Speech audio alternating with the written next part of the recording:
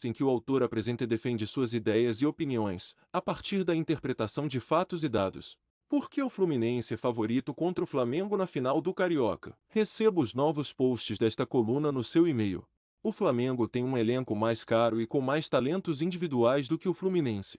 Mesmo assim, o tricolor é o favorito para vencer a final do Campeonato Carioca, na opinião deste colunista. É impossível justificar esse favoritismo sem falar do tempo de casa dos treinadores finalistas. Fernando Diniz foi anunciado pelo Flu no final de abril do ano passado. Por sua vez, Vitor Pereira foi apresentado pelo rubro-negro há menos de 3 meses.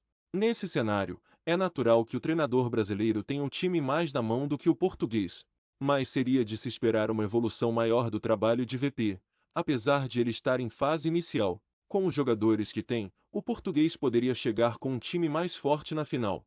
A dificuldade apresentada por VP para dar um entrosamento maior à sua equipe faz com que a decisão do Carioca exiba o confronto de uma equipe que executa com naturalidade o que seu treinador pede contra outra que faz força para atender o seu comandante.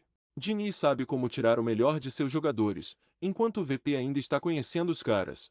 O Fluminense é um time organizado na defesa e no ataque. Por sua vez, o Flamengo tem lampejos de bom futebol ofensivo, mas em boa parte das partidas mostra desorganização.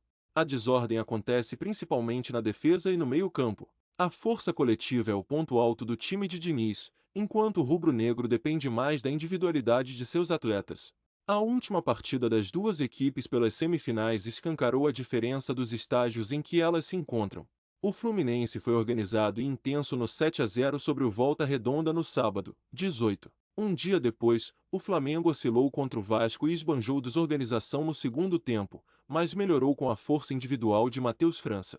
Ele sofreu o pênalti convertido por Pedro no segundo gol da vitória por 3-1 após entrar na etapa final. O talento de Pedro, autor de 2 gols, também foi fundamental.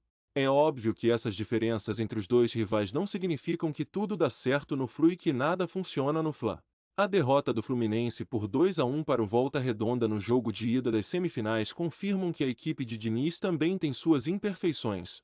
Assim como as duas vitórias flamenguistas sobre o Vasco reforçam que mesmo em fase de construção, o Flamengo pode ser competitivo. Ou seja, dizer que o tricolor é o favorito não significa que o rubro-negro tem poucas chances de vencer.